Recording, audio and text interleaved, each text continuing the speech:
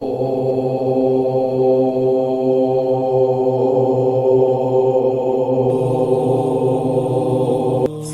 క్షేత్రం ఆంధ్రప్రదేశ్ రాష్ట్రం నంద్యాల జిల్లాలోని ప్రసిద్ధ శైవ క్షేత్రం.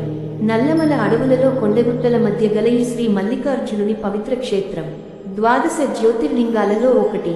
ఇక్ష్వాకులు, రెడ్డి రాజులు, చాళుక్యులు, కాకతీయులు, ముసునూరి, పెమ్మసాని, విజయనగర లాంటి రాజులు ఎందరో సేవలు చేసిన మహాక్షేత్రం.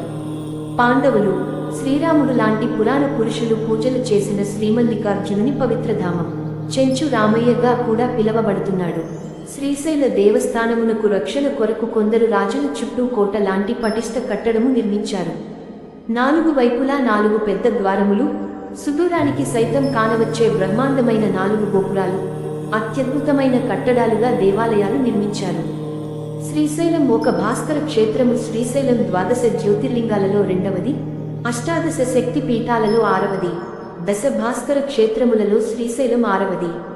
పూర్వం అరుణాసురుడు అనే రాక్షసుడు ఈ ప్రపంచాన్ని పరిపాలించేవాడు. అతను చాలా కాలం పాటు గాయత్రీ మంత్రం జపిస్తూ బ్రహ్మ కోసం తపస్సు చేసి ద్విపాదాలచే, చతుష్పాదాలచే మరణం లేకుండా వరం పొందాడు. వరం ప్రభావంతో భయపడిన దేవతలు ఆదిశక్తిని ప్రార్థించారు.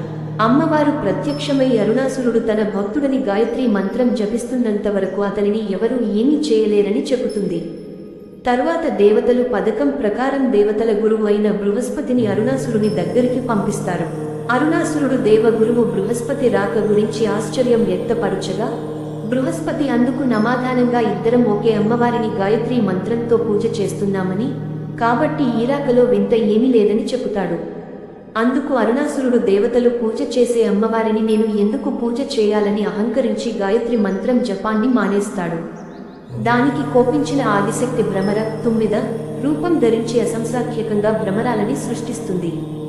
ఆ భ్రమరాలు అరుణాసురుడిని అతని సైన్యాన్ని సంహరిస్తామాచరించిన శిలాద మహర్షికి పరమేశ్వరానుగ్రహంబున జన్మించిన నందికేశ్వర పర్వతనామ ధ్యేయులకు కుమార రత్నమును తమ తీర్వతపోగ్ని జ్వాలలచే త్రిలోకంబుల గడగడలాడించి పరమేశ్వరుని ప్రత్యక్షము గావించుకునిరి.